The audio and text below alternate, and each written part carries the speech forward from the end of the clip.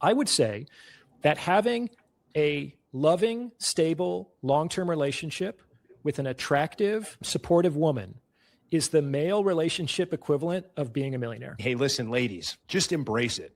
Just embrace that there's a guy out there that you really want to be with, and he will take care of you. He will put a roof over your head and children in your belly and food on your table. And then when he wants to step out and get a little bit of exercise with other women, all you got to do once or twice a week is just do this. Okay, Olya, Lindsey, let's all shackle up. We'll all live together. Sister wives. Sister wives, yeah. I find it interesting. The optionality is seemingly infinite, which paralyzes choice. Do you have a problem with that? Yes, we are all beautiful. Next question. Agree with it, it's good, but when you disagree with it, it's bad, huh? Correct. I have selective hearing. I will admit. Right on. Everyone's like walking around the chairs while the music plays and the music stops. And anyone who can't find a chair is removed from the game. One of the reasons why the divorce rate is gotten so high with marriage is that we've wanted it to be too many things. It's like going to Costco. It's like, we're just going to do the entire bundle. My dad, he was a famous baseball player. He could have any woman he wanted. He loved the family life. Maybe I've become brainwashed because I assume, like, what man wouldn't want that? To the vast majority of men, women are a mystery, a riddle. I could tell you guys a really tough riddle today, and you might spend the next 30 years trying to figure it out. I think if you're really good at sex, it's one of the cheat codes as a man.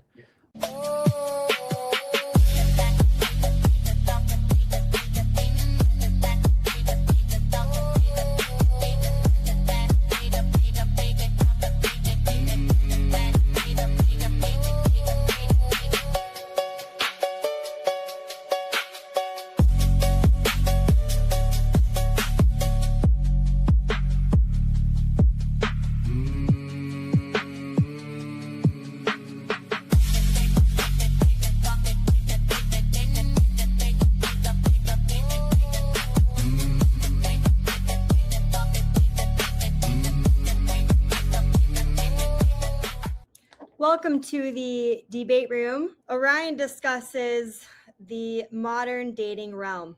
So a lot of the things that we like to talk about, some of Grant's favorite topics, who's better, men and women, who is the prize, should men be focused on finances before relationships, are people all with the wrong partners, these sorts of things. So an area that on modern dating, I'm definitely an expert in this field. All secondhand, of course. So it should be fun. How many kids do you have again, Dustin? 4.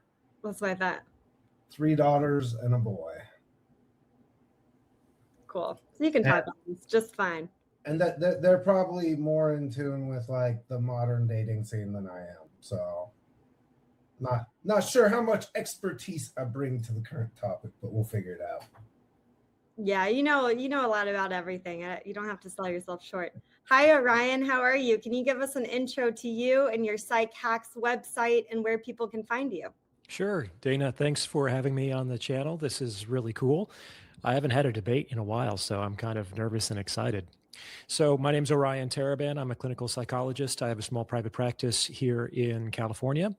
I have a YouTube platform. It used to be called Psych Hacks. Now I just go by my name, Orion Taraban. It has nearly 1 million subscribers and I think 200 million views. I have written a book on relationships called The Value of Others. It's surpassed 100,000 units since publication in 2024. And I do a bunch of other stuff as well, but that's kind of my credentials, is that I'm an academic, a clinician, and then I've turned into social media and authorship. So Orion, I've seen a lot of your, Dr. Orion, I've seen a lot of your videos. And what made you start recording all of this? Because I know that you were more in the acting scene and, you know, your early days, and then you kind of moved into this. What compelled you to start making content on this subject? Wow, you're a fan. You already know a little bit about me. So first of all, just call me Orion. You don't have to call me Dr. Orion or Dr. Taraban. Just Orion is fine. So yes, in my 20s, I was an actor. That's more of a long story, but I transitioned into the psychology realm in my late 20s. And I opened up a small private practice after I got licensed that specialized in men's mental health. I live in the Bay Area in California, and I think at the time I was one of only 2 practitioners, not just psychologists, just like therapists in general in the Bay Area, which has between 2.5 and 3 million people who specialized in men's mental health. 2 in a metropolitan area of over 2.5 million. So within a few months, I had a very full client roster with a wait list. And as I worked with these guys month after month, year after year, I saw that they were improving their situation, and which is great to see. The problem was that in the private practice model, the best I can do is potentially help 20 to 30 people a year, which is no small thing if you can really help 20 to 30 other human beings significantly improve their lives. But I figured that there was nothing all that unique or unusual about the 30 guys that I was working with, and that if it worked for 30 guys, it might work for 30 million. So I started to record episodes during the shutdowns on the techniques and the takes and the reframes and the perspectives that seemed to be moving the needle for both myself and the men that I was working with. And eventually that began to take off over time. Okay. Very cool. Everyone make sure to check out his YouTube channel. We're happy to have you. Thanks. Moff, hello. Thanks for joining as well. Tell us about you. Pleasure. Yeah. I've been in the men's self-improvement space probably for the last 5 years or so. I've built a number of communities where I help men in the dating sphere, fitness, taking ownership, leadership, getting back to all of the things that men used to do that move society forward, and trying to reassert themselves as leaders of their household, of society, et cetera. So when I got the message that Dr. Orion was going to be on, I said, absolutely, hell yes. We've shared the stage before. We've met a few times. He's a good guy, and I'm really looking forward to being a part of this. Who would you both say is like the equivalent, maybe not equivalent, not in size or anything like that, but for the women's side, like the women's improvement? If you were to pick somebody, what do you think? How about schools, academia, society at large? The school system? In terms of influence, in terms of effectiveness, what do we mean exactly? Yeah, when we're putting the panel together, it seems like the men's self-help is getting way more attention than like the women's side. Would you guys agree with that? No, I don't think that that's true. Not necessarily. We know from the evidence that women are disproportionate consumers of self-help literature and therapy.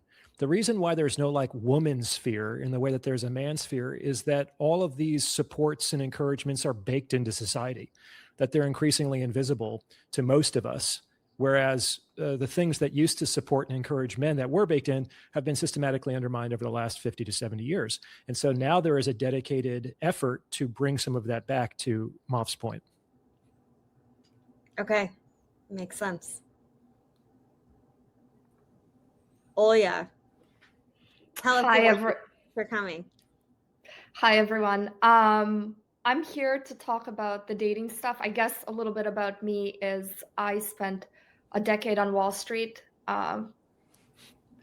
Didn't really work with a woman, mostly with men. And I lived in New York City and still do. And somehow I find myself having opinions on every single dating topic. I guess like I have 4 sisters, and I've just seen marriages, divorces, hearing stuff on the street in New York, my own experience, and yeah, here I am.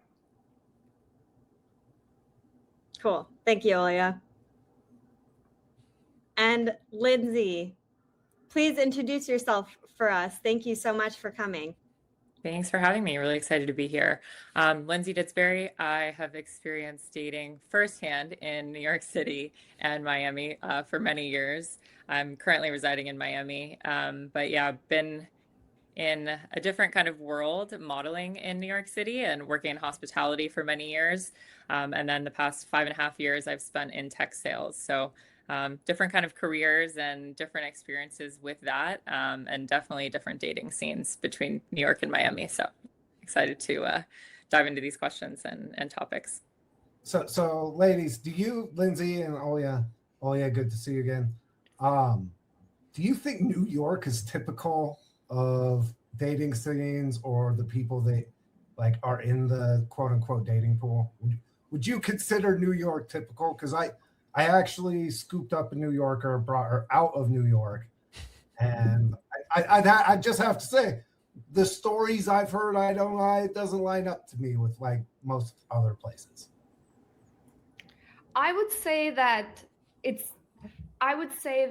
looks very similar as the rest of the United States. It just has 10 more years. So like in the rest of the US, you are, when you're 30, I feel like in New York City, that's like 40 or 39. So you have this illusion of extra time and you live this elongated like youth. And, everything else that comes with that is the difference in New York versus the rest of the US. That's just how I've been kind of witnessing it. I'm curious what Lindsey has to say. Yeah, I mean, I see it as it's definitely a melting pot of the world in New York City, right? So you're getting people from every place. But the conversations that I have with my friends that are, spread out all over the US, it seems to be the same common theme of struggles, let's call it, with the dating world today. I also lived in New York for about 11 years, and I lived there from 2000 to 2011. So before dating apps really start to take off. And Manhattan was Tinder before Tinder existed. Like that's always been the case. Like you have the most ambitious, brightest, most beautiful people come from all over the world to New York. If you have something to prove and you have a dream, you end up in New York at some point. And all of these highly ambitious, accomplished, competitive people are occupying like 10 square miles of space. And the dating scene has always been extremely competitive. Like, again, before the apps, we'd like to blame the apps, but you could be at a bar in the Lower East Side back in the day, and a girl would be like, hey, I like what you have, but I wish you were 2 inches taller. And there's probably the same version of you like 2 blocks away. So it's extremely difficult to find long-term relationships because the optionality is seemingly infinite. And that's what has been expanded beyond these really densely metropolitan areas with the dating apps, is the illusion of infinite options, which paralyzes choice and makes the opportunity cost of foreclosure too intense. I hear that a lot, actually, and I've been saying this for the last like 12 years I've been living in New York. It's true, but also in my own life that hasn't been true. Like I have never met a guy in New York and was like, you know what, I can find like a 20% better version of you in the next 2 months, and so I'm gonna drop you. Like, and I don't feel that the same thing has happened to me. So sometimes I wonder like how much of people's experience is like, it is a common theme I hear from other people that I just have frankly not had experience with that. I think that happens more unconsciously than consciously. I think some people are thinking, well, this guy doesn't make as much, or she could be a little bit more attractive. But the vast majority of people, they vote with their feet. And we see that people aren't getting married. They're not having kids. They're not entering into long-term relationships in blue cities. And so they might not be consciously thinking that, but there's something that's preventing them from that's holding them back. See, Olya, I'm just going to throw this out there. Is it a quantity over quality problem, though? Like, I feel like New York takes men out of a lot of the lifestyle choice, right? Like, I'll never forget the first time, like, I went to New York. Like, just, you spend all your time doing groceries. There almost is no, like, manly work. And, like, the corporate ambition stuff we're talking about, I feel like that corporate culture also, in a lot of ways, neuters men from being men. And so, like, I'm curious if you feel that there's an over quantity of good men in New York, or if it's the other way around. You have a lot of like, call them metrosexuals, who are like, a little bit more effeminate, a little bit more into their feelings, afraid of like tripping up HR and that kind of deal. It's always been my hypothesis. I guess, I mean, look, in my own personal experience, sometimes you're with this guy and he seems feminine, maybe to some people, but I've also seen people like become very aggressive with a cab driver, and he's like, I worked for 16 hours, and that aggression has to go somewhere. So I would say not. I guess like in this debate, I'm already seeing that I'm gonna take a more positive side of dating in New York, just because I haven't seen maybe that much bad stuff. It hasn't happened to me. I found like I've had great relationships here, and the men I've dated have been manly and took charge and knew how to make decisions and smart, ambitious, and cultured. So am I lucky or what? Orion, what would you say? I would say that Olya seems to be fairly attractive and still fairly young. And I also don't necessarily want to pry into her personal life, but I wonder if she's ended up where she wants to be. Like, she's dated lots of wonderful men, and if she wants to just have experiences for 6 months and 2 years, it's none of my business. There's nothing wrong with that. Yeah, I guess, I mean, it's fine. We're here, so I'll just be honest, and it's more interesting. I've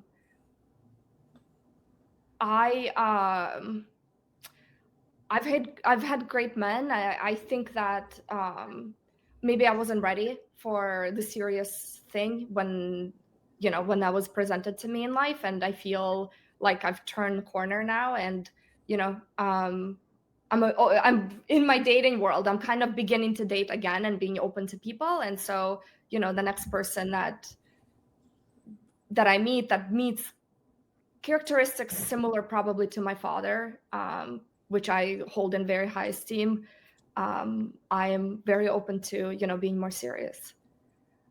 I've seen also, like, here's like a story. I've been to a club where it was just me and like 10 models, and in New York City, if you don't have interesting stuff to say, it can be brutal because, like, I don't know. Sometimes I feel like I get more attention than I should. I'm not that I'm cute. I'm not that attractive.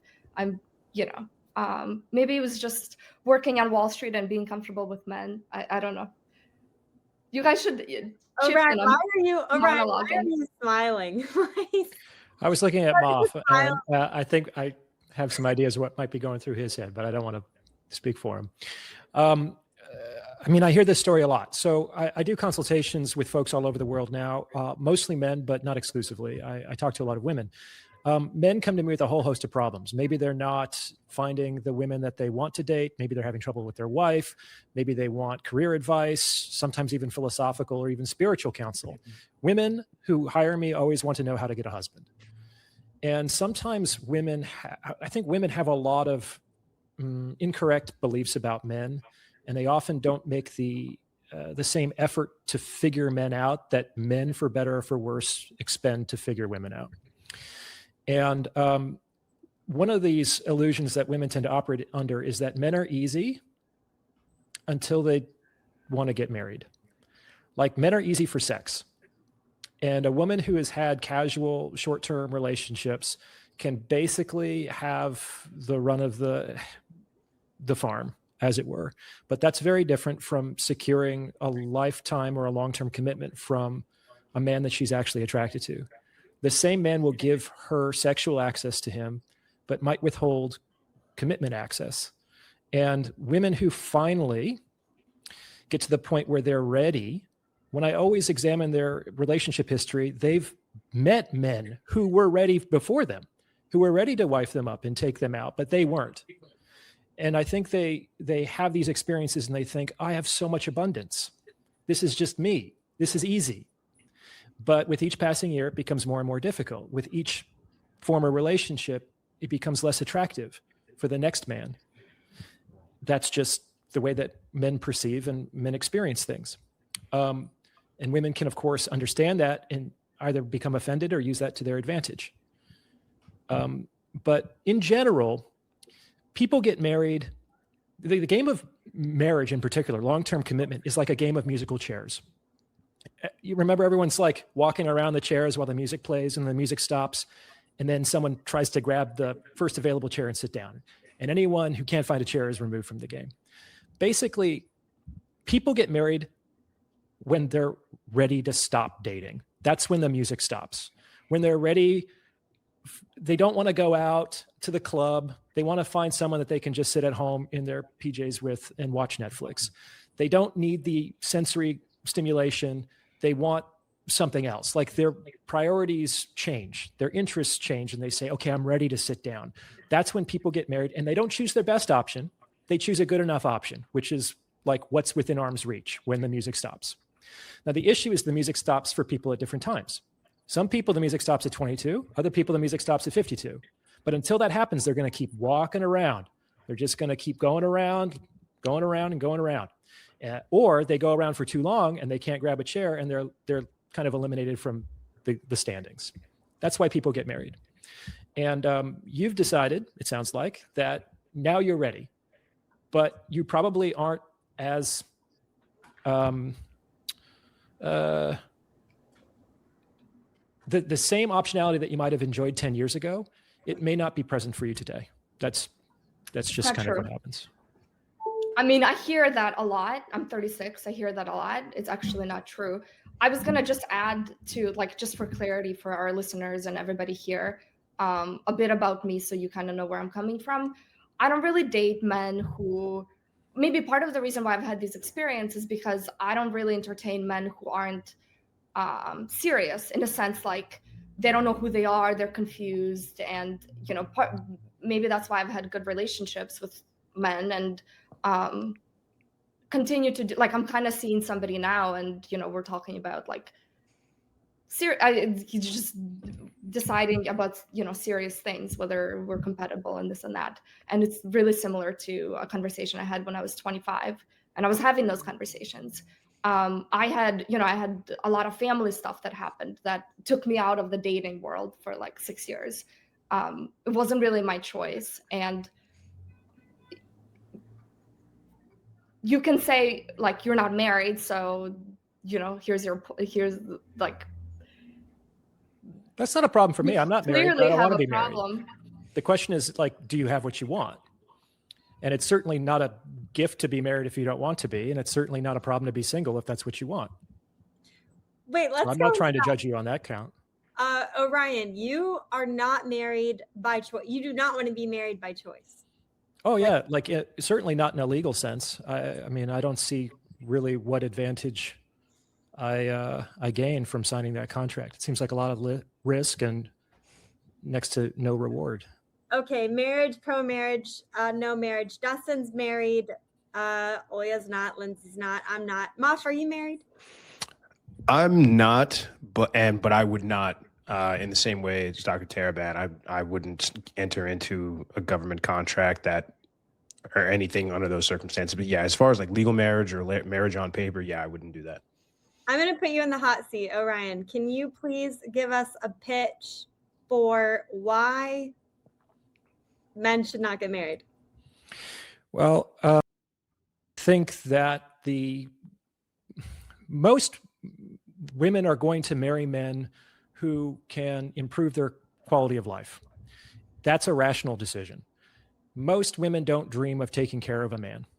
So generally, the men that women choose to enter into marriage with tend to have more status, resources, and experience, etc., which means in the separation, in the event of a divorce, which is the most likely outcome of a marriage, the most likely outcome, that man will have to divest himself of a great deal of those assets and resources and potentially not be able to see his children, etc., etc. I think that there's nothing that a man gains by signing that contract that he can't have in a committed relationship between two consenting adults that have nothing to do with the federal government. Dustin, do you want to take the other side of that? Thank you very much, Orion. Sure. Not really. I mean, to me, I'm anti-government. So having the government come give you the, like, oh, you're official. I totally forgot. Yeah. Dustin lives his own sort of economy. So, but listen, commitment and monogamy, right? Like, that's a whole different story. And I think getting into a long-term committed relationship, raising a family, is by far the most rewarding thing most humans will ever accomplish. So, Dr. Orion, would you say that you would be pro family without getting married? So, say somebody's like, "I'd like to have kids." You're okay with that? Sure. I mean, it's happening anyway. Like in certain demographics, most children are born to unmarried parents in some demographics today in 2026. Like it's already happening. What I'm suggesting is that we do so more intentionally and responsibly.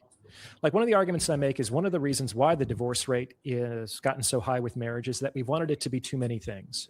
And we've conflated all of these ideas into a single construct. Like just off the top of my head, there's the legal contract, there's a wedding, there's cohabitation, there's sexual exclusivity, there's the commitment of emotional investment, there's children. Like we think that marriage has to come with all of those things. And that creates a great deal of stress and pressure. And just like any chain is only as strong as its weakest link, that tends to lead to the dissolution of the relationship. And that's a very one-size-fits-all relationship. For better or for worse, gays have kind of figured this out. The queer community has done this because there has been no models for what gay or queer relationships look like. So they have to explicitly negotiate, like, who do we tell? Is it open? Is it closed? Do we involve your family? Like, are they okay with this? Like, they have these explicit conversations about all these different aspects of the relationship. And ideally, it doesn't always happen, but ideally, that relationship then becomes custom tailored to the individuals involved. Versus the straight thing is I just take the whole thing. It's like going to Costco. It's like, we're just going to do the entire bundle. And I think that one of the opportunities of the relationship crisis we're currently experiencing is that we can unbundle some of those things and be more intentional about which things we want to keep and which things don't quite fit with us, the actual two people involved in the relationship.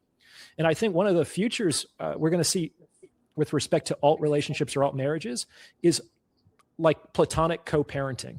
I think that's going to become more and more common. People want to be parents, but sometimes they can't find someone that they love or that they're sexually attracted to that they want to do this with, or the resources aren't right, or they don't want to get married, et cetera, et cetera. So I think we're going to see more of that as people are going to decide that we're going to make a baby and be co-parents, but we're not going to get married. We're not going to live together, and we're going to take care of this kid. You know, the understanding that I have with marriage, and I have a lot of, my family has a lot of unique, like my cousin doesn't believe in marriage. And then you have like my families were married, my parents were married and divorced, etc. So I've seen it. I've kind of seen it all.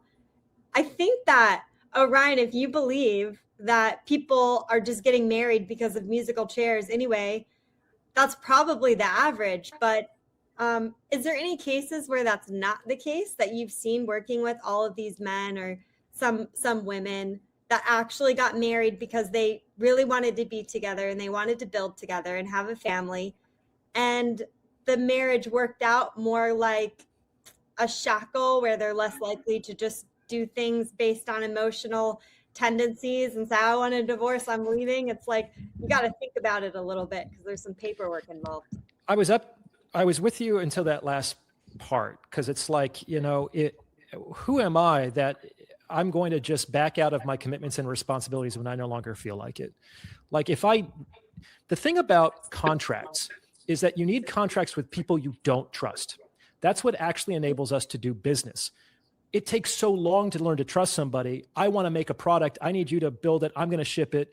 I can't trust you because I can't have enough time to understanding who you are, whether you're going to screw me over or not. So I don't have to trust you. I need you to sign this contract. And I trust that there's an overarching authority that will enforce it. So contracts exist because we don't trust each other. Where trust and character exist, you don't need contracts. Like if I need to be held back because at the force of the sword by the government, more or less, then what does that say about my willingness to be there? What does that say about my character or my integrity? I don't think it says anything very positive. Moff, I wanted to throw my hat in the ring a little bit on this. So when I've talked to women generally only going to get married or want to get married for three things, or a combination of all three. One, they want to have a party, right? I say, they want to get married. They don't necessarily want to be married. I can't wait to have this amazing thing where it's all about me and I get to wear this great, amazing dress. And oh my God, everybody's chanting my name and everybody loves me. That's number one. They get to have a big party. Two, it is a status symbol, or it is a status or a hierarchical badge of honor to be a married woman, and women care about their status in terms of social hierarchy. So a married woman is generally perceived as being higher status in the social hierarchy than an unmarried or a single woman. And for three, it's an insurance policy. So just like Dr. Taraban, what Taraban was saying, it's, well, you know, I want to make sure that if we have issues, that my guy is not going to just tuck tail and run. And if he doesn't want to be with me anymore, he decides that this is no longer something he wants to be a part of, he can't just get out of it so easily. Isn't that kind of an issue? Wouldn't you rather have somebody that chooses to stay with you and doesn't have to, versus someone that stays with you because the government or a contract they went into essentially under duress is compelling them to? So I don't ever really hear an argument for marriage by women other than one of those three things. I feel like I'm hearing people talk. I feel like, are you all of your parents divorced? Like, what are you guys talking about? I'm sitting No. here and I'm just like, why are these people depressed? Like, what are these people doing? Why are they thinking like this? Like, I like women, like I can make, like, I was. Why do you want to be married, Olya? Why do you want to be married? Because I believe, to be honest, I believe in love more now at 36 than I did at 26. What does love have to do with marriage? So the way can the I two exist separately? Sorry, I don't mean to keep cutting you up. Can the two exist separately here? Okay, so what's the problem? I think that if somebody's like weirded out by signing papers of marriage, then they probably don't want to marry that person. Or they have a problem with the agreement. Yeah, right. If you have a problem with an agreement, you probably don't want to marry that person because you think that, like, okay, so just a background. My parents were in love, married for love, had 6 children. My mom, you know, my dad sometimes we didn't have money. My mom was like, okay, we're just gonna, you know, we're gonna have a tough period. So I saw a lot of like give and take, and I don't even like, did they have fights and did somebody mention divorce? Maybe, but I guess in like, when your parents like truly love each other, I don't think. Olya, here's what's happening right now. Like really quickly. And I think this is something that I always like to drive home because I do a show similar like this. When men generally talk about dating and relationships and the relationship sphere, we're talking about other people. We're talking about out there, what we're seeing by the hundreds, if not thousands of men that we've worked with, or the people that we see. Women tend to look at these things only from their personal lens and their personal experience. So I'm not saying you're wrong for what you're saying, but you are looking at this through an extremely narrow view of your family only, not all these other folks that are out there. So like that's, and what we're talking about is, let's do a quick thought experiment. If I said, hey, you've got to sign this contract.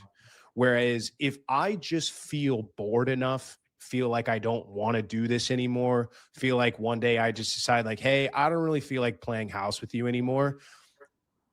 You've got to give me half of your stuff and possibly lose access to the kids just because I feel like it. Is that something, if knowing that that is the stakes or the terms of the agreement, would you enter into that agreement and you have no recourse? Because that's what men are being faced with every day when it comes to marriage. Look, I see the point about me talking about my own experience. I'm kind of doing that just to like give our listeners a different side of view, and being the side of you. I've read enough books and like heard enough stuff about whatever you guys are saying. Like, yeah, it's true, but I'm just here to be like that other voice.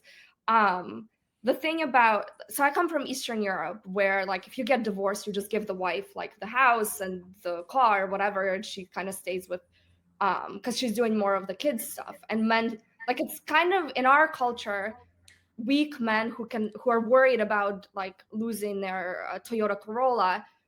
It's a little like, it's kind of gay a little. I don't like, okay. Can I jump in here? So yes. I think that unfortunately, you might be guilty of kind of a logical fallacy or an overgeneralization. When men balk at the agreement and you say that they don't want to get married, I'd like to make an analogy. So in general, if it works in business, it works in relationships because it's the same underlying premise. It's the exchange of value. So if I were to offer you a job, but I was only going to pay you $10,000 a year, and I wasn't going to give you any kind of time off, and I was going to own all the products that you created under my name, and you refused to sign that agreement, that would be comparable to me saying, I guess she just doesn't want a job. I guess she just doesn't want to work. Maybe the agreement is shitty. Maybe the terms need to change. Now, to your point about the weak men, there's something to that point. You have a grain of truth here, which is why marriage is increasingly either a poor man's game because he has nothing to lose. You can't get blood from a stone.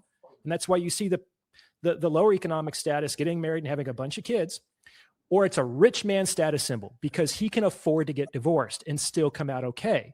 It's the folks in the middle. You knock the Toyota Corolla, but for the average person who's just like getting by and has like 2 weeks of savings if he gets fired, taking away his Corolla is a huge hit. Like maybe he can't get to work.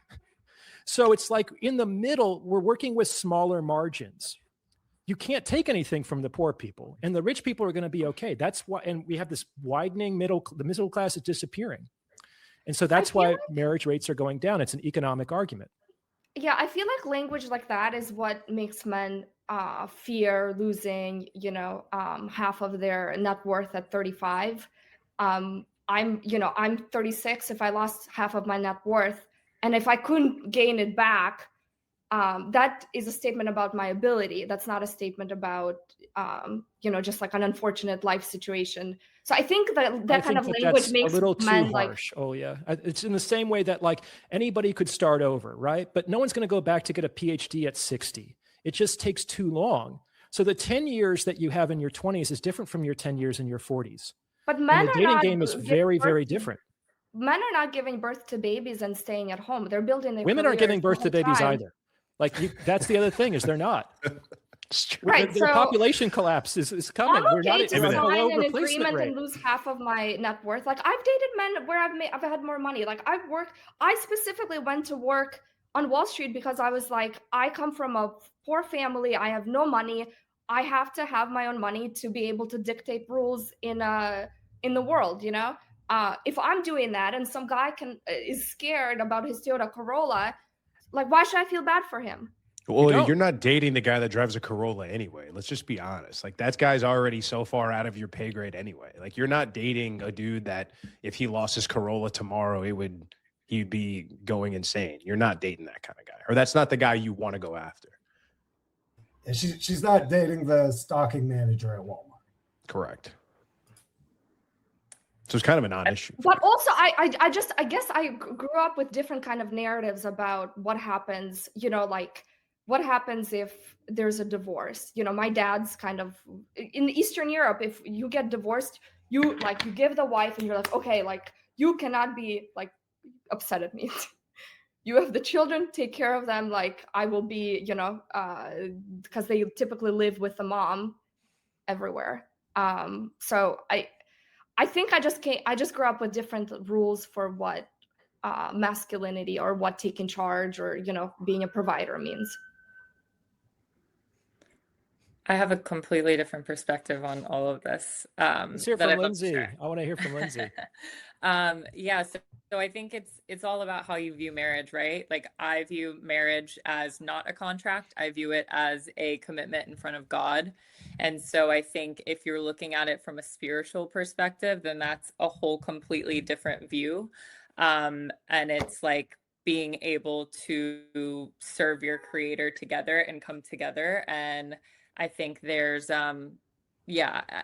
it's just an interesting thought, right? That like, men obviously have one opinion about it, women have another. I think women complain about, men not stepping up to the plate and making enough money. I think that there's now in society, women are so empowered that we have the ability to do things on our own, right? We can make a ton of money. We could even have a baby on, by ourselves, like getting IVF. right? So it's like, why would we need a man? But then you look at a partnership and the reason why marriage exists, it's not about you at the end of the day, right? It's about like serving others. That's kind of how I view it. Just kind of different, but Then your marriage is only as strong as your religious convictions. I mean, your religious people get divorced literally all the time. You know, you're still you're still making a bet that someone does not have a change of heart that is strong enough to override whatever conviction they have. And women are incredibly fickle when it comes to their emotions and their decision making. But I think you brought up a good point, Lindsey, as far as women can make their own money and women can do that. I mean, again, like women raising kids by themselves is a disaster. Single motherhood is crippling kids for the future. It's a terrible thing that is not working. And we know that if we look at any meaningful statistics across the board when it comes to runaways, suicide rates, incarceration rates. But I think the bigger issue at play here, or what I think is funny and ironic, I should say, is that women sort of fell for the psyop of feminism that said, you don't need a man, you're better than men. And then they turn around and point the finger at men and say, it's your fault that you don't make enough money and you're not strong enough. And what happened to men stepping up? So it's like you got duped, but it's still the men's fault, which I always find ironic and funny. I'm not saying you're saying that. I'm just kind of saying that's a common sentiment that a lot of men are saying, or a lot of women are saying, where it's, well, men aren't making enough money anymore. Like we make our own money. So what good are men for? Or what are men good for? And on top of that, it's like, without men, you wouldn't be able to make the money you make. Without men stepping aside or allowing women to have the freedoms that they have and have the jobs that they can have and go work on Wall Street, you wouldn't be able to, because men have the monopoly on force. So I think this is something that often gets swept under the rug, where the people that continue to prop up society and the people that continue to keep our infrastructure running and all of these freedoms that we think are sort of, we just wake up and are handed to us, are only given to us by men. But in the same breath, we demonize these men for not making enough money, and we don't want to date them as women. I just find that ironic. yeah, I think that's an interesting perspective. I mean, I think men and women bring different things to the table, right? Like Sure. women literally bring life into this world, but you need both to create life. Yeah, you need a So man it's as kind of well. like, I hear you on the women always complaining about men kind of thing, but I think it's both people's issues, right? It's like women allow certain types of behavior, and whatever you allow is what will continue, right? So like if women aren't accepting this type of behavior from men, that is like, it's just interesting to think about. I also feel like as soon as somebody opens their mouth and they're like, so and so, and men or women or New York City or da da da, it sounds to me like victimhood and just being professional victims, basically. And I think, like, I guess this is why I keep on talking about myself, is like in my life, I view men as very valuable and smart, and I've worked with really, really smart men, and they've helped me with my career. And my dad is like, my biggest hero in life. And I've had very kind experiences in life as a result. A lot of this is probably how we project ourselves onto the world, and then what we get out of the world as a result. I'll say this really quick, just to clarify really quick, Doctor. I just kind of point things out the way they are. Like I'm the first, you see the sign behind me, it literally says do the work. Like that's all you can do. So the game is the game. You can either play or not play, but you can't change it. You can't wish it were different. I have no ill or irk towards what it should be or shouldn't be. I only care about what it is. So I understand that a lot of this comes off, or maybe come off as a complaint, but it's really not. It's just kind of talking about the realities of the world that we live in and recognizing those, and then giving men the tools to navigate that. Because again, I think men and women are better together than they are apart. I think we're irrevocably attached to one another. And the further we get away from our natural male and female, or our masculine and feminine proclivities, the worse off we are as a group, as a society. I would say you have a point, Olya, in that people don't marry and date statistics. They only marry and date specific individuals. So the individual can differ radically from population level statistics, but the population level statistics should inform your behavior. Unfortunately, a lot of young people, especially young men, are hearing these statistics and using it as justification for giving up too soon. A lot of young men experience a great deal of difficulty in the sexual marketplace. Like 1 in 3 men under 30 have not had sex in the last year, which means they're functionally invisible to women. Young men have it very difficult. They're useless to other men because they have no skills or network. And they're pretty unattractive to women because they don't have resources, status, emotional maturity. I actually find on this topic, I find that very sad, and I hear it a lot. It is sad. Just like a little story. This guy, younger guy, who came up to me at a bodega in New York and just asked me out, was like, "I really like you, da da da." I didn't like this guy as much, but I was like, wow, you have a lot of courage to just come up and be like, "I like you. Can I have your phone number? I would like to take you out." I was like, yes, I will go with you. Like, I will reward this behavior. And for all the young men out there who are listening to this debate, I want to say, like, keep it up, and you're going to find women who are going to value that. And, Well, I'm sorry, Olya, but I know you feel you did a good deed. You did your mitzvah that time, but you actually maybe caused more harm than good, because you said you weren't that interested in the guy and you're just humoring him, which means you're getting his hopes up and kicking the can down the road. No. I think women, so for me, I will find somebody can grow on me. Like, I'll find them initially like interesting enough.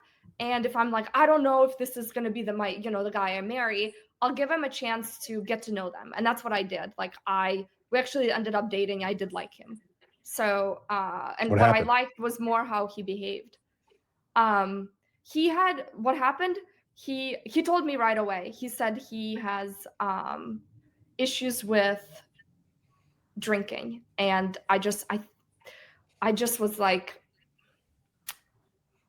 I like you, man, but that's something that's really hard for me to like accept. And so that was the problem in the end.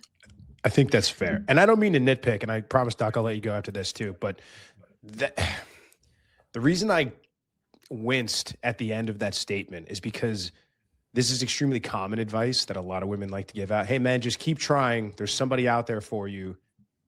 And it's awful, because we try to give advice to men that's applicable, that they can use, that is based on research, that's based on Evo Psych and biology and all of these things that we've seen work. Like what advice? Like, get in great shape, be as attractive physically as humanly possible, learn how to be a leader, learn how to be assertive, make more money so you have the ability to have resources. Like, all of these things that we can say and list out. I can give a man a checklist of things that he should do, among a million other things, but none of them involve just be yourself and the right girl will come along and like you. Because those are the men that are wandering in the streets that aren't changing anything about themselves, because all they hear is, you're perfect just the way you are. Somebody out there will like you. That's really good advice for women, because I didn't do that. I said, go ahead. Yeah, I said I rewarded his courage. At the end, you said there about men. You said, men who are listening to this, there's somebody out there for you. Just keep trying. That's not right. There's men. We really can't do anything with that advice. Listen, that's just saying, like, just be yourself. I dropped a guy who was doing Ozempic. Like, I'm saying that if you're a guy who is trying in life, not just with a girl in the street, if you're trying in life, somebody is going to reward that. I mean it more broadly. I don't mean it like, go ask 20,000 girls. But that doesn't help. Yes. But that's the problem, because being very broad and not being specific and saying what you actually mean, what does trying mean? What does that actually mean? What are we actually talking about? It's very vague and broad, and men are very much problem solvers. Like, they want to hear, give me the exact steps that I need to do, and I will do those steps. And a lot of women, just because they don't know what they find arousing or attractive, it's just be yourself, because women generally are feelers. They're basically, this guy triggered my emotions. I don't know why. So it's very difficult for them to give advice to men to try and replicate that. I think what Olya is trying to say, and tell me if I'm wrong, Olya, because I do feel the same, is that when men go for things, that's hot. Like if you do something and just try it, and that's like, women love that. And I think that's what that's what Olya is trying to say. Not that, oh, like you'll get a pity date for that. It's like, oh no, like I see you now, right? You're someone who is resilient. You're like not afraid. You're showing a lot of character traits that we like. Is that Yeah, right? no, exactly. I think that, we can have a larger conversation about what men need to do to, kind of stand out. But I was specifically pointing out to persistence, and this guy just knows what he's like, I like you. I want to talk to you. Like, give me a chance. And Yeah, again, I wasn't knocking that at all. I wasn't talking about that guy. I was talking about what you said at the end. So, I mean, we can Okay. move on though. I want to just kind of bring it back around, because I realized I didn't actually answer Dana's question about do I see these good relationships clinically or personally? And to Olya's point about statistics versus individuals. So I have seen it, but it's very rare. So the framework I work within is basically this.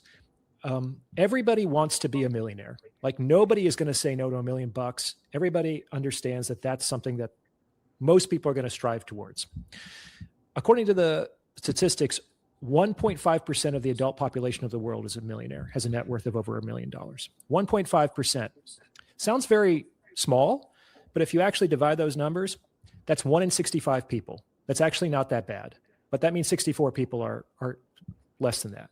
Now, how does that work? So if everybody wants to be a millionaire, did those 64 people just get unlucky? Were they just in the wrong place at the wrong time? Or were there some people who, besides they got lucky, understood it takes a shit ton of work to become a millionaire, and how they have to maybe uproot their entire lives, and they can't follow their hearts. They have to go into a lucrative career, and they have to learn skills, and they have to delay gratification. And that doesn't always work, but that's going to significantly increases their chance that they're going to be in that 1.5%. I would say that having a loving, stable, long-term relationship with an attractive, supportive woman is the male relationship equivalent of being a millionaire. And I think that dream is about as rare. When I look around, I think about 1 in 65 guys have that. Now, why is that? Because for some reason, a lot of us understand it's going to take a lot of work to become a millionaire. And I'm just not really willing to do that work, or I don't want to move to a city where the opportunity is, or I don't want to learn a new skill that might be more lucrative. I get it. But people seem to think that we should be able to have these types of relationships. They should be more common than they are. But it could be that only 1.5% of people get these kinds of relationships, in the sense that at least one of the people involved isn't settling, that both people actually end up with the kind of relationship they want with the person they want to have it with. Maybe only 1 in 65 people get that. Now, did they just get lucky? Or did they learn how to have relationships? Did they become more attractive? Did they move to a place where they're going to be more likely to meet that kind of person? Did they change their lifestyle and the way they're presenting? Did they learn communication, seduction skills, et cetera, et cetera? Like, if you aren't willing to do the work to become a millionaire, how can you reasonably expect to get there? And if you're not, we don't like to think it should take work. It's like we should just have our meet cute. Like, if it's meant to happen, it should happen. Or to Olya's, I guess, point that Moff was talking about, just keep trying. And you wouldn't give that advice to somebody who wanted to become a millionaire. Sometimes you have to abandon a bad strategy. That product is never going to make money. They have to say that on like Shark Tank to people every day. This is a terrible idea. I can't invest in it. The sooner you divest yourself of this idea, the better for everybody involved. I just had this thought. I realized I have never in my life thought that some guy was going to love me just the way that I am. Like, woke up, never studied anything, never worked out, never like went for my dreams, never was, never working, like figuring out what my hobbies are. It had never occurred to me that some guy is going to be like, I just love this blob. Maybe that's why you've said you've had pretty good relationships with men. is that you've put in you're effort, and you saying- put in effort around things that men actually care about, like your physical attractiveness, as opposed to like your master's degree that men don't care Yeah. about. I guess like I'm hearing you and I'm like, oh my gosh, what, like these people didn't have who was raising them if they're thinking that like just by appearing in the world, some 10 out of 10 girl is gonna be with you. Like I don't think that's some. Well, it works the other way around, Yeah. Olya. In fact, Yeah, the other way women around do is, that. is more common. In fact, the Chinese government has outlawed certain dramas because it's giving the Chinese women a delusional perspective of the sexual marketplace, and they're dealing with population collapse in that country. And that drama is just like K-dramas, it's just like Twilight, it's just like 50 Shades of Grey, which is namely there's a kind of average woman who suddenly becomes the intense obsessive love interest of like a powerful, mysterious billionaire werewolf. Pretty Woman. And she does nothing. And in fact, just trying to beat him off, but he just can't help himself because she's just like the most amazing, and he can't wait to give her everything she's ever wanted. That's what people think. And more women are guilty of that than men, thinking that, man, I should just be able to go out and a woman will be thrilled to talk to me and give me sex and relationships. It's really the other way around. And women are the gatekeepers of sex. And in any culture where sex precedes commitment, if you can't get through the sex barrier, we don't have relationships. We don't have marriages. People like to think, well, Ryan, what's the big deal about sex and casual sex? Well, until we go back to sex being on the side of marriage or arranged marriages, which isn't going to happen anytime soon, if we want marriages and relationships, we have to fuck. We have to have sex, which means we have to get through women's gatekeeping. And women have said that 80% of men are unattractive. So only 20% get into that's not even marriage. That's just get into like a relationship that could last for 6 months, could last for 6 years, who knows?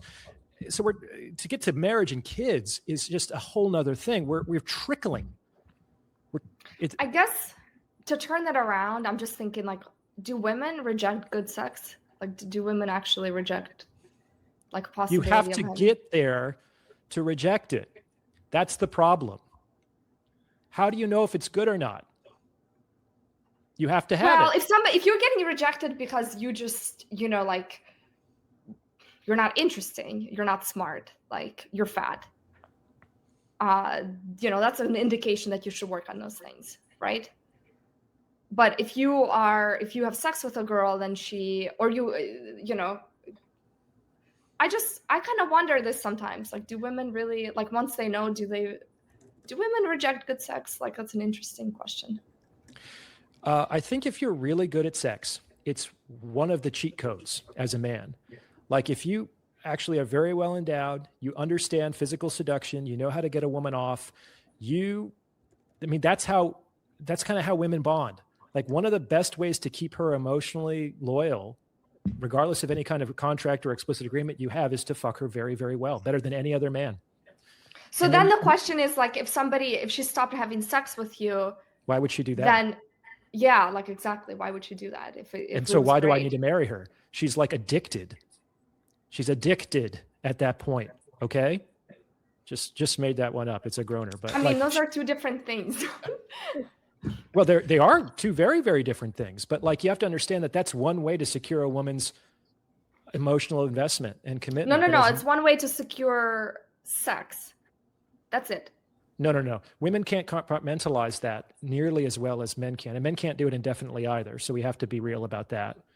But women can't just say, this is just good sex that I have over and over and over and over and over again and not develop feelings for the man. I don't think that's possible. That's against biology. Is polygyny coming soon then? Is that Well, what's- polygyny. polygyny. Is that the gender neutral term, Moff? I forget. I don't know. It would be man with multiple wives. That's my Oh. co-host TC, by the way. So we've been doing a show after this where we're going to talk about everything, but we talk about this stuff.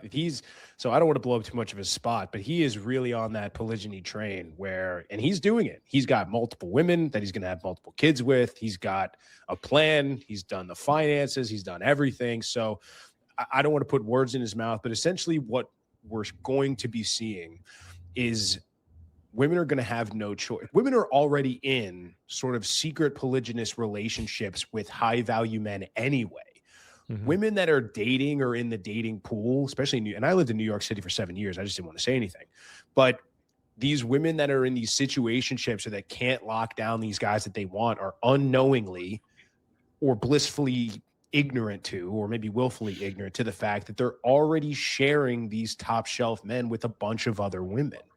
So the idea is just to say, hey, listen, ladies, just embrace it.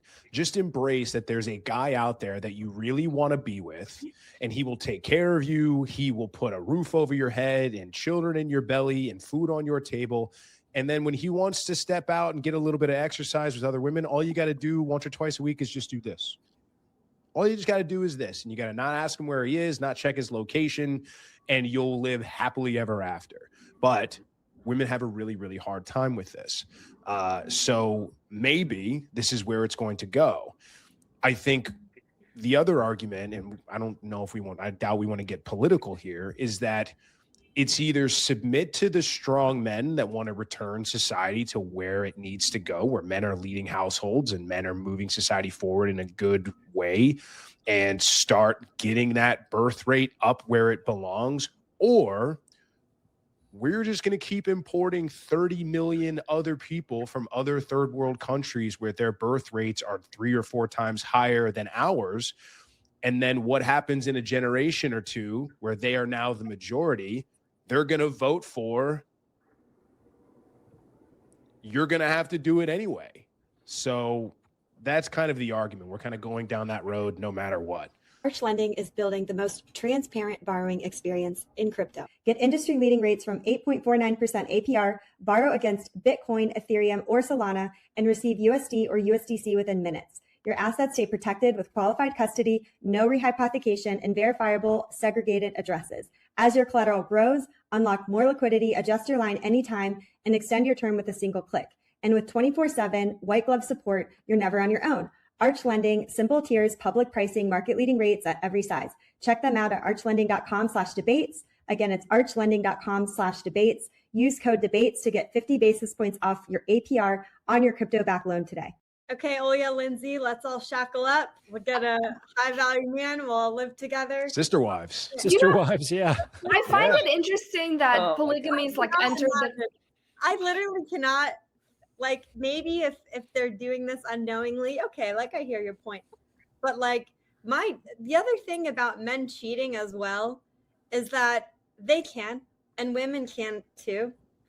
But my dad he was a famous baseball player. He could have any woman he wanted. He loved the family life.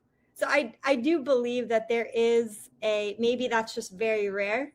Maybe they just want to prioritize that versus like sleeping around because that gives them purpose and like more oxytocin to focus on the family. Maybe that's rare, right? Maybe I grew up with this. Maybe I've become brainwashed because I assume like, what man wouldn't want that? Well, I think you said it. You answered your own question. He could have any woman he wanted. And I think this is also why I think that once you have that kind of optionality, it becomes much less exciting to you. We don't like to talk about this, but a lot of attraction, a lot of romance, a lot of passion has to do with limitation, obstruction, scarcity, et cetera, et cetera. What was that, Moff? It's forbidden. It's secretive, right? That's part of it too. Yeah. So the reason why I think so many men have this fantasy of, I'd love to be where your father was and have any woman I wanted is because they don't have any, or they're just getting crumbs. And so they're fantasizing about the buffet. But imagine if you like lived in the buffet, you probably wouldn't you'd learn not to stuff yourself every day. You learn control when you're surrounded by that kind of optionality, but it takes some time. And so it might be better for men to never get that optionality, or to give men enough optionality that they get used to it. And kind of in the sense, it's the argument for like introducing children to alcohol in Europe at a younger age. So they don't develop like binge drinking behaviors, that it's just sort of like they can do it responsibly as part of their culture. Except Eastern Europeans. They drink a lot of vodka, don't they? Early. That's a really interesting argument. I haven't even thought about it like that. It's like, if you look at the bell curve, it's what you're basically arguing, that once they have all the options, they're striving for something.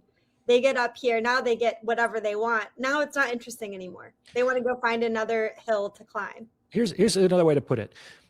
To the vast majority of men, women are a mystery, a riddle. Now think about it. I could tell you guys a really tough riddle today, and you might spend the next 30 years trying to figure it out. But if one day you realize the answer to that riddle, you will never think about that riddle again. A big part of why that riddle was so ingrained inside of you is because you couldn't figure it out. And that like disturbs the male analytical mind that wants to figure shit out. But once you kind of get a handle on it, it's much less, it doesn't have a control over you that it used to. And it's also why Dan Blazarian or folks like him, I don't need to single him out, say, you know, playing the field ain't the thing. What really is the thing is monogamy and starting a family. It's like, cool. I'd also like to get there after potentially sleeping with 20,000 women. You know what I'm saying? It's like when rich people say money isn't everything. They're right. But as a poor person, you're like, this fucker. You know what I'm saying? You kind of have to make enough money to realize that money isn't everything. It's the same thing here. You guys aren't wrong, but it's just lands flat on the intended audience.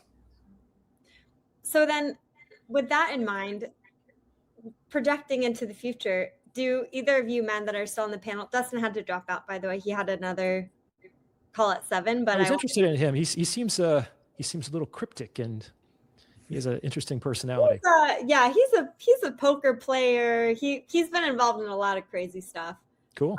So we'd love to have you back on again because I'm really enjoying this conversation, and I will wrap this up.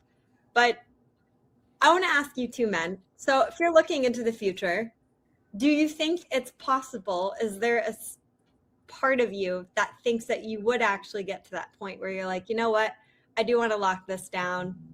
Kind of like I even saw Andrew Tate, I think, say like, yeah, you know what, maybe I will consider marriage. I was like, what? When did that happen? Well, as I said, I don't think I'll ever really enter into the legal contract, but that's very different from having a committed relationship and a long-term relationship and investing seriously and permanently in somebody. And I don't have any problem with that at all. I just don't like the idea of these perverse incentives that we have legally put on top of the relationship. Yeah, I second that wholeheartedly. Yeah, I mean, I have the exact same opinion. Because both of you are scared to give up your assets? Like, sorry, somehow I'm confused. So we're fighting about that. So that's interesting. What if you were with somebody who was wealthier than you? That great. Like, I'd love to marry a billionaire heiress. Like, I will marry somebody just like a woman. So would you sign? I'll do it tomorrow. Absolutely. If I get half the stuff, if I can just I'm not going to sign a prenup either. I'm going to insist that if you really loved me, you wouldn't have to sign. Why do we even need one? If you love me, I think the reason why you guys wouldn't sign is because look at you, your nature just came out. You're like, yeah, I would sign. You know, so you would take somebody's money. I want to get married. No. I'll get married for the same reason a woman would get married. I'd get married if it would significantly improve my life and my situation to do so. But generally, I'm going to significantly improve the woman's life. And so I have to be more cautious because I have more to lose.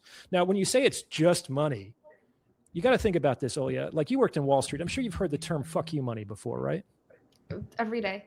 Right. Thought about it every day. So you have to understand that money is freedom. Mm-hmm. Money is self-determination.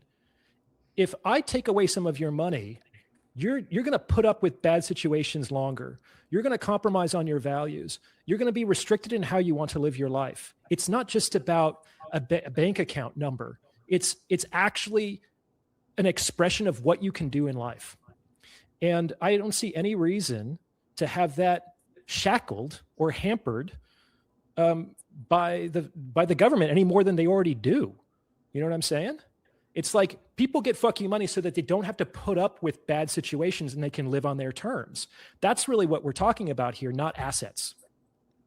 I mean, the government is like a third party. I'm just wondering if this is really that you guys are worried that some woman's going to take, half of your stock market. The woman gets portfolio. to take half of the assets because the government tells her she can, and they award it to Okay, her. so it's the same thing. So it's Yeah, fear, pretty much. Yeah. basically. Well, no, Fear. it's see. Is what there I an always amount of find money funny that you with guys would like these- to make where you don't feel like this? Is there like a number, a fuck you number, where you wouldn't feel afraid for somebody taking, like, say you It's have 10 not billion, fear. I don't then want the 5 government. billion's I still don't a lot. want the government involved in any of my personal relationships in any capacity whatsoever. They don't belong there. It's none of their business. They don't get to tell me how much of my money I get to keep or how often I get to see my kids or what I owe to a woman that has decided she no longer wants to be in this relationship. She gets to leave and then I have to pay her. It doesn't make any sense. And what's always really interesting, I find, with these conversations is that it's always women pointing fingers at men saying, you're afraid, be a man, just work hard, make more money. It's always these shaming tactics when men are fun. And this is what I think gets men marching into the slaughterhouse every year by the literal thousands, if not millions. It's women that are saying, you need to step up and be a real man and marry that woman because you're not a real man otherwise. And I just think it's nonsense. I don't think I there's a lot of shame. I do hear you though. There are a lot of women that shame and all of this. However, you know, and I understand your perspective of not wanting the government involved. Let's assume the government doesn't exist. There must be a part of you that wants to make sure your family is okay. So you What just does that don't mean? want the government involvement, meaning I can take care of my family on my own. Why do I need the government to tell You're- me how to take care of my family? oh, you're with a woman and you break up. Maybe it's mutual. I don't know. Sure. But you would make sure that they're still okay. It depends. I mean, it depends if there's a transgression. It depends if she did something that caused the breakup, or it depends if there's a line or a boundary that was crossed. If someone's going to run around or she's going to cheat on me with another man, or she's going to do something that crosses a boundary that I've set, why would I continue to pay any money or make sure that she's okay if she's the one that crossed the line and crossed the boundary? Because Why she's would the that mother make of any your sense? children, and Yeah. their health is important. So she to cheats you. on me with another man and steps out of the marital home, and I have to pay her because she had my kids? Well, why would would the give a kid woman have to suffer, comfort? you know? What would give a woman comfort in order to Well, the have kid would live with me. I wouldn't ever let a woman raise. But you have to understand that in in both of what Lindsey and Olya said, the hypothetical mother here is kind of using the child as a human shield. Not really. about the because kids. The kid's gonna suffer. I'll take You have care to of the give me kids. money. The kid. But isn't that I'll set true, up though? accounts No, for the the kid kids. suffers whether they don't have a dad or mom. What are you guys talking about? It's The funny kid- because the kid I is best said if to a have a woman mother and a stepped out father. to cheat, yeah, but like if she's going to step out and cheat, she no longer gets to be in my house or in my life. Right, but she's gonna be in your child's life. She should have thought better before she did that. So But you then are the willing kid to suffers. sacrifice the. So it's my relationship. fault that she chose to step out so the kids would suffer. Do you see where we're If a going man with cheated this? on me, I would never take away a father from my children. I will not have a Yes. husband, but I will never ever take a father away from my But would children. you no matter bankroll what his she did, even lifestyle if he did afterwards? Are me. you going to pay him Would you though? Are you bankroll going to his pay him? lifestyle afterwards? Would I if he was like, you know, he went off the deep end and I had money and he just needed a home, I would pay to make sure he's You would alive buy him just a so that my house? kids have a father. Yes. Because for me, it's really important that my children have a father. It's more important than hating this man and whatever he did to me and whatever he did to my finances. Like, Leaving aside the reality of the situation, like we're in hypothetical territory, buying a house for somebody is extremely expensive. So this is well beyond the means of even men who. I'm not still saying earn I'm going to more. go into debt. I'm saying if I have the means, You have to go into debt to buy a house okay, rent. unless you have it in She'll cash. she'll rent them a room. She'll rent them an apartment. Why? Is she incapable of getting a job? Why can't she work? No, I'm no, saying- we're talking about in a hypothetical if, you know, Olya's husband went off the deep end, did some crazy stuff. He's unreliable at the moment. She would make sure for a period of time that he's set up until he gets his act So sorted. funding I an don't feel that unreliable makes person is a me- good idea. Like, I'm sorry, but I It's live called in the Bay Area. enabling. we see that funding irresponsible people is just throwing good money after bad. Yes. I agree with everything you're saying. I'm saying, however, there could be a situation where I would give a man, as a woman, I would give a man money with the idea that for short term, I need a father figure for my children. Like that's just a high priority in my life. In fact, like the biggest, it's so important to have a father, and especially a good father. But I just view that as so high. I had a great dad. Like I don't, my brain turns off when I'm like, I would take my father. We're still away kind of from my gambling with fake money here. So, I mean, we can say anything we want in the hypothetical, but what if the man was really irresponsible? You would still go down the route of bankrolling him versus taking gambling addiction, full custody of the child. No, I wouldn't. I'm saying there is a situation where somebody could, I guess I separate them. If a guy cheats on me or does something, if he sleeps with my best friend, like I'm so upset at him, but the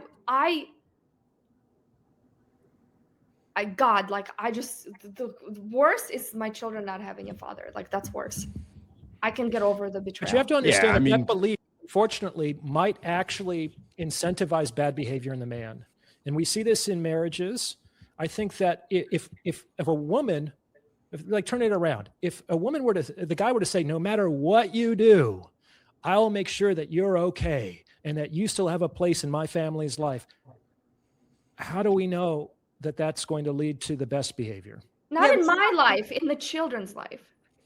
But you're bankrolling him. You're giving him money. I'm saying so there he could can be a have situation. house. I didn't say that I would do it for anybody. I'm saying I could see a situation where I would be like, freak, like I just need to, like, I can help this guy for now. I could see a situation where I win the lottery and then I could do whatever I want with that money after that. I mean, again, like that's what we're kind of going back and forth, and we're living in the abstract. Right. Fair enough. Do you think society suffers though, but by not having both parents? I think children do. Go ahead. I think that children do, but we also have to I think it's important not to completely categorically demonize divorce, because I think that it's definitely better in some situations that the parents get divorced than if they stay together. Like the sheer act of parents not getting divorced do not guarantee the well-being of the children. Lots of fucked up kids grew up in intact households that were just, they were too afraid to leave, or they were too broke to leave, or they had these cultural upbringings that I just can't leave. And they lived in chaos and abuse for 2 decades. I see these people every single day. I see those people much more than, my parents got divorced because they couldn't get along. And as long as they can responsibly co-parent, those children tend to end up better than dysfunctional, intact families. I could see that, but I will say about like Olya's point of having the father in the picture. I mean, statistics prove that kids that don't have a father in their life are more likely to commit crimes and all of these different things. I mean, that is true, right? Because that father, that man, should be instilling these values, right, and leading the family in theory to have all these things. So it's just interesting, this perspective of like men not getting married and just having this optionality to date whoever they want and sleep with whoever they want. I think marriage is sacrificial for both people. That's the whole point. I don't think it's about you at the end of the day, or it's so me, right? Like I think it's I don't know. Yeah, but I don't buy into that either. I think this idea that like both parties need to sacrifice, or that there needs to be sort of this 50-50 or compromise is what makes relationships work. I think it's all nonsense. I think that what make relationships work is a strong, virtuous, leading masculine man who leads the family unit forward and makes decisions for the best of the family and the best of the relationship. And a woman submits wholly and 100% to that man and his masculine authority. I think that's the best way that relationships work. I think it's the way relationships have always worked. And I think only now, over the last, 50 years, since the sexual revolution and the emergence of the pill have we started to go away from that. And I think now you're seeing the result. I think the lack of a nuclear family, I think the resulting sexual sort of freedom and this hedonism and sort of what's happening, it's only driving men and women further apart. And so I think one of the great psyops of our time is that we have tricked women, or society has tricked women into thinking that keeping a beautiful home and raising a beautiful family for a man that she loves and adores and that will take care of her and that will provide for her and lead, protect, provide, lead, and guide that family, that is slavery, while going to work for a man who will fire you for whatever reason or any indiscretion, that is somehow empowering. I think that's one of the great cons that's ever been pulled off on the human civilization. I'm with you, and I think feminism, is to blame for a lot of that. I think it's gone too far in the direction of women's empowerment, to be honest with you. At the same time, if a woman is following a man, how can she trust that man's going to lead her if he's sleeping around with all these people? Right? Well, That's why there's a couple of That's why reasons, there's like this commitment. Well, I don't know how much time we have, but men and women view sex very differently than one another. So For sure. men can easily and without much conscience sleep around with multiple women and then go back to his wife and kids and think nothing of it. They have very short memories when it comes to sexual relationships or sex with women that they really don't care about that much. Women sort of work the complete opposite. Women generally are not sleeping with men that they don't have some sort of emotional response to, or that they don't have some sort of interest in beyond simply sex. Men can do that, and men have done that. Forever. Men. We are not a monogamous people. We never have been since the dawn of time. And it's only because we live in a feminized world and a feminized society where anything that is expressly good for women, even at the expense for men, is good. And anything that's good for men at the expense of women or otherwise is inherently bad. See, the same mechanism that causes women to want to settle down with one guy and find the best guy she can possibly get, that same biological drive, the inverse of that is men want to spread seed far and wide, right? Like women want to have one guy, men want to have every woman. So it's the exact same mechanism, but only one is viewed as correct and the other is viewed as barbaric. You're a caveman, you're a knuckle dragger. Why can't you just control your impulses? And this is why a lot of men are seemingly feel like they're not being heard or feel like that everything that they do is being demonized. So that's the thing. Women cannot sleep around and still maintain a good, happy household. Really quick. Women cannot go sleep with a bunch of guys and still come home and be 100% wholly in love, head over heels with her husband. When a woman is in love with a man, every other man on the planet disappears. Versus a man, he can absolutely do that and impede, no bones about it. I was just going to say, I hear a lot of narratives like what you're just saying. Somehow in my 36 years of life, I have never met a man who in reality, his life showed that. Maybe I'm choosing the men I dated. The men you're dating right now are sleeping around with other women. So it's already happening. You're not married to these men. The women you're dating are sleeping with 20,000 men. Not necessarily. The women you're dating are sleeping around. They are. I have as much conviction in my statement as you have in yours. Yeah, but one's correct and one isn't. Your opinion is nice, but so is mine. Both. No, this isn't an opinion. This is based on fact. This is Evo's site. I think this is how you men have always gone through that. So that's why. Okay, so for the record, no, but this is how men have always operated. Is that what's going on? All the men are they're running around. Apparently. No, actually, they're not. All Only men the men, because most men can't. The only men that can even exercise these options are the very, very, very small percentage of men that most women want to date and go after in the first place. So most of you women are inadvertently why do you think there's all of these are we dating the same guy Facebook groups? Where do you think that comes from? Because all Because of you men single wouldn't women do are that. They because don't all wanna of you know. women are sharing the same men. Men would not have those groups because they're too scared to know, like you right now. Men tried to You're have like, them no, and no, they no, got I don't women think are not that's doing the that tried to reason. to me. have them and they got That would be shut down in a heartbeat. It would be They got- sexist. men It would be created an app. misogynistic. It would be anti-women's empowerment and freedom. It's a Got shut woman's down body. It's her immediately. choice. It's no one else's business what she does. I don't see any ring on this, et cetera, et cetera. Like, 100%. I don't know. Fair I don't enough, know fair about women. All I know is I know some women that are straight up like detectives. I mean, they will sniff out anything like before it happens. They know it's about to happen. Yeah, Like, women are so good at detecting men's narcissism and guys are sleeping around that they're constantly dating really good stand-up guys and they're never getting screwed over and women are never getting cheated on. They're Okay, so yeah, good but at sniffing this stuff out that they're just I agree. they're amazing. They're Aren't like Batman. statistics on cheating is basically, I thought the trend has been that women started to cheat more and more, and now they're like the cheating percentages are the same for men and women. Isn't that I true? couldn't tell you. I have no idea. I think that's what like I don't think that's true. I statistics think are. that there's been a big increase in female infidelity over the years, but I think men still cheat more. What we do know from the research, to Moff's point, is that there are significant differences in why married men and married women cheat. And the main difference is relationship satisfaction. When you compare relationship satisfaction between men who cheat and men who don't, there is no statistical difference. The men who cheat are just as happy or unhappy with their relationships as the men who don't. However, when it comes to women cheating, there is a significant difference in relationship satisfaction.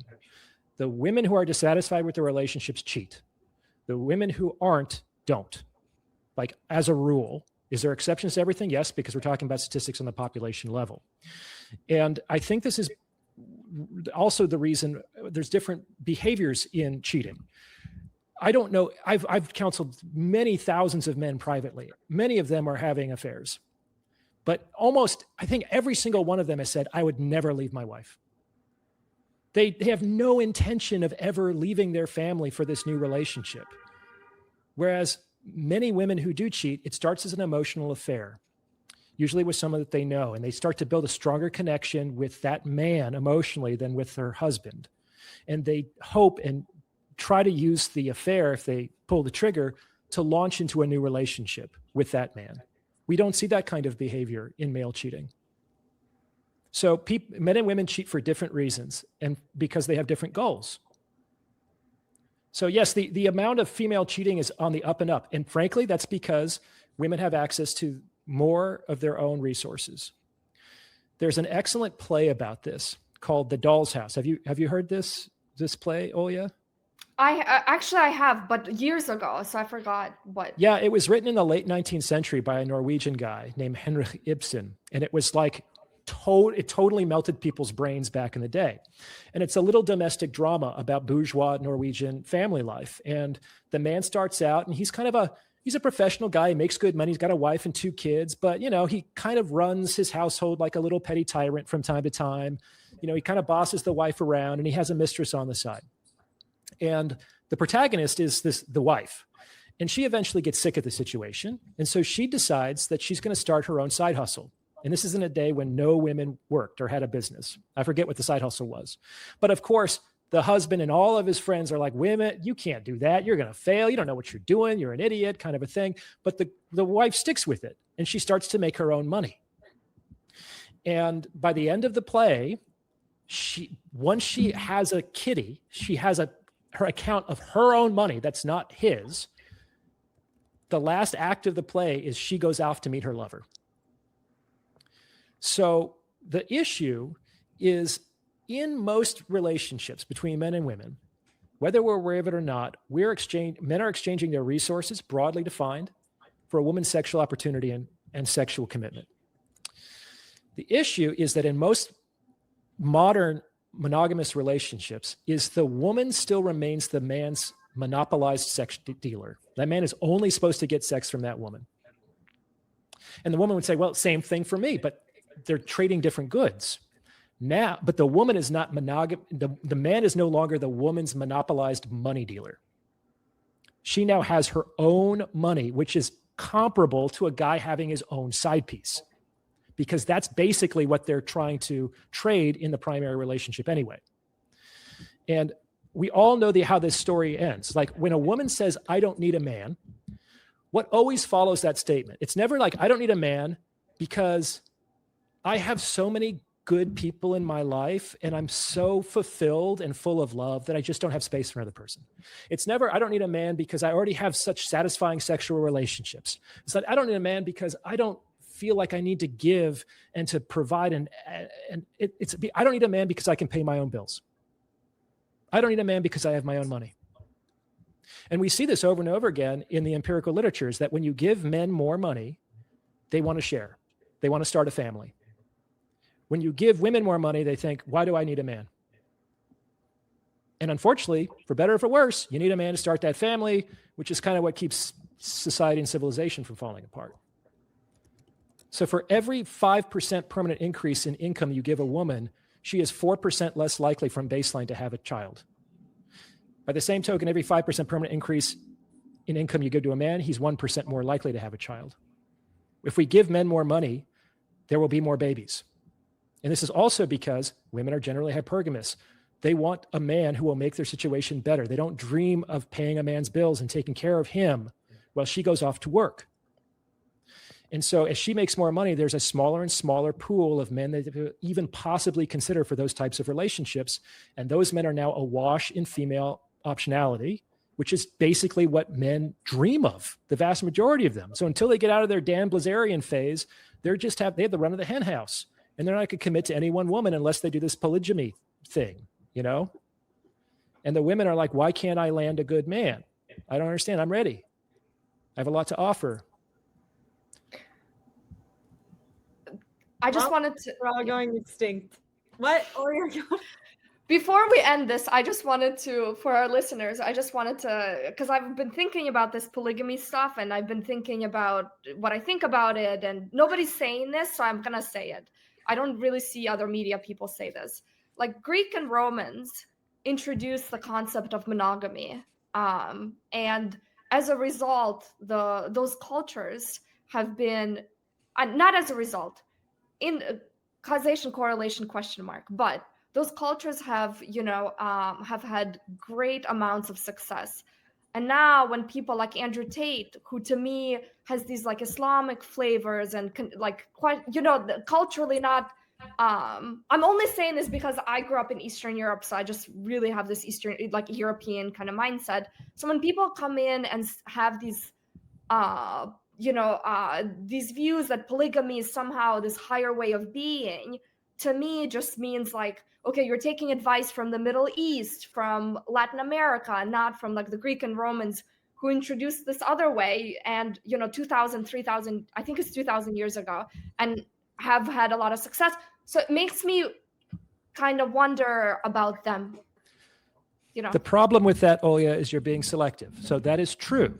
According to the ethnologists, about 94% of every human society that has existed has been polygamous, because there's been a lot of tribes in Papua New Guinea and Amazon and in the Serengeti, et cetera, et cetera. However, the most successful civilizations have been monogamous, like the Romans and the Greek, to your point. You know what else they had? No women in power. No women owning private property. It was a patriarchy. Yes, but have you ever read Marcus Aurelius and how he's talked about his wife? Like, they've also didn't have this, like, I'm the CEO, you do what I say. Like, have you, no, like in meditations and, just I know Marcus that Cato, Aurelius, I've read meditations many times, and I know that he had good success for his wife, but I don't think that he took he's ownership had a lot of of respect for his wife and children and, like, But women. she wasn't his One boss. thing. Respect is one thing. Consideration, I think, is what I think Marcus Aurelius showed his wife, as opposed to respect in a martial, masculine way. And Cato the Elder, as I'm sure you remember, said that as soon as a society makes women the equal of men, they've promoted her above him. Like it's not something that is sustainable. You can't There's have a lot the of because it's instances men of who Greek and enforce the Roman monogamy. cultures. In a dysregulated sexual marketplace, no one is telling women to all date the same men. That's what they naturally do. It's the patriarchy that it's like sexual socialism. It makes sure that there's only one woman for one man. And you need men to do that because the women don't do it themselves. Can They I just go don't. back? There's a lot of instances in Greek and Roman literature and history books and everything where men, great men, have gone to women for advice. And I think that this kind of, and I'm not saying women should be the CEOs. I'm saying the attitude of like, I make all decisions and I know everything sounds like somebody who's not as, like intelligent people consider a lot of different opinions. And if you have a dumb woman around you that you can't ask her for an opinion, I think that's this is a statement straw man argument, about Olya. you. You're really using categorical language and making a very extreme example as a counter argument, to be honest. I'm saying if you can't ask a woman for advice, that like, what kind of women are you talking to? Is my question.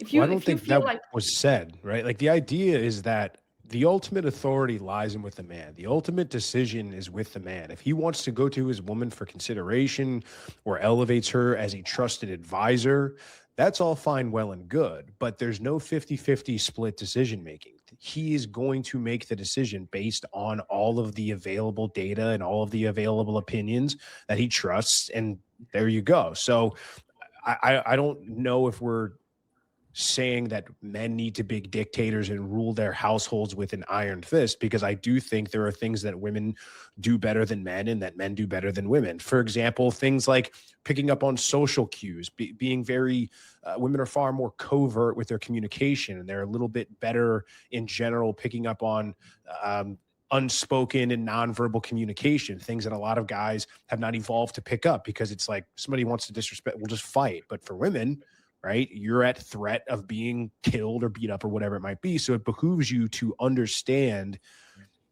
threats before they happen or before things turn violent, and by understanding covert operations and things like that. That being said, when you're talking about, and like we got some great comments from people in the chat, these Greek and Roman societies didn't let women vote, and they didn't put women in positions of power. And they certainly, Marcus Aurelius certainly didn't take orders from his wife. So if you want to get back to that, then we can certainly go back to that. But I mean, I think we're far past the point of no return. Yeah, I was just, actually in your language, I was hearing like women have to be fully submissive or something like that. And I think sometimes when people, like when other girls hear this stuff, they'll think like, which is what I thought, I can't have an opinion, he's going to decide everything. It's nice to hear that, I still expect full submission though. Yes. Like there's like what I decide is the decision. And then I expect the woman that I'm with to back me on that decision 100%. So do you want correct decisions in your life or your decisions in your life? My decisions are correct. As far as I'm that's concerned. A false dichotomy there. I will step in here. I think one way to think about leadership, we can learn from the military. And one of the first rules about being an officer is to never give a command that can't be obeyed. The second rule is never give a command that won't be obeyed. So it's like a good commander doesn't pull rank, and a good commander doesn't whip those beneath him into submission. A good commander knows when to push and when to rest, when to praise and when to punish. And on some level, submission is necessary if there is difference in status and authority and knowledge. Like you submit to a doctor because he might know better about your treatment than you do. You submit to a martial arts teacher because his technique is superior to yours. If you start making decisions very early on in the process that I want to do this, but not that, you're not in a position of mastery and experience to judge. And since most women want to be with men who are more experienced, who are older, who are more skillful, who are successful in life, why shouldn't they consider his perspective? Listen, maybe sometimes the man does know better. Maybe sometimes his orders are correct. I thought you guys are saying 100% zero. I'm saying it's not 100. Could it be 70-30? Like there's aspects of life that I understand better than him, and he can. I would love for a smart guy to decide better than me in like 95% of our life. Exactly. If you can prove that you're smart, like do it. Especially if you. Women say this, and then when I ask them where they want to go eat, they say, "I don't care, I don't know." Women can't even pick what they want for dinner. How are they going to lead a relationship? We have hormones, but I will say, women don't want to make decisions on anything. Nothing. Like if I'm like, oh, okay, the internet doesn't work right now. Like, oh, he says it doesn't work. I guess it's not work. I don't want to have to go look and like make sure and verify. We don't want to do that, actually. The reason that Olya is saying, well, like, what about the percentage and everything else, is because like there's not maybe a lot of people that we can just fully relax with and know that their judgment on average is going to be better than ours. But when you do have that, it's really nice. You can just close your eyes and walk around and it's fine. You're not going to step in a hole. You're not going to get like eaten by a bear because they're already looking for the bears. And by the way, Women I would chose like the bear. That's stupid. That's a whole stupid thing. The women you guys think all women think that. That is retarded. No women would choose a bear over a man in the woods. I don't know what kind of women they're asking this question to. I don't know what we're being like told on the internet, but that's ridiculous. Olya, what are you saying? I was just gonna say that there are, like in the world of finance rewards heavily people who understand the word correctly, right? Doesn't matter if you're a guy or you're a girl. Like in finance, if you have a good idea, if it makes money, like you're right, he's wrong. So I don't like. I'm guessing, and I spend a lot of time there, so I'm having a hard time being like, wait, why were we to argue if somebody's like, if he can decide this better, I can decide this better. Like, let's team up and like, let's make sure we win, and do better than our neighbors. Like, what's wrong with that? They want to have the ultimate authority where the man can come and ask you opinions when they want to, but ultimately they decide whatever they want. I do think that that's fair. Like, that is fair because someone has to make the decision. You can't be arguing about the solution the whole time. Olya, would you want that set up? I actually don't know. I don't know. I think if I trusted, if I was like, God, this guy's so smart, like he's ahead of me all the time, I'd be like, can you please make all the decisions so I can have extra time reading whatever is interesting to me or doing whatever is more interesting to me. I was going to say, I don't know about you, but yeah, now I think we speak for all women because Olya is a little bit more on the extreme side and she also feels that way. So no, none of us want to make decisions. I don't want to open this can of worms, but I will say what I've seen and what tends to happen is that men who make a bad call, when they make decisions, see, part of being a leader and making decisions mean you also have to own the result, especially if you make the bad call. You've got to take accountability and responsibility for that. I messed up. I made a bad call. Now I've got to fix it because I'm the one that created it.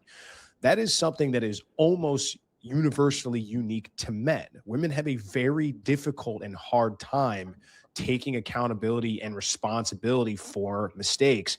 And this is not a bug. This is a feature, right? So, if you left the back gate open, hold up, women in general, right? Talking about women in general here. Your ex if you left the gate open and tiger came in and killed all your livestock and women did, it's like, okay, she's out. Like she's ostracized. We're going to kill. She made a transgression against the tribe that was so severe that she is gone. She's now cast out.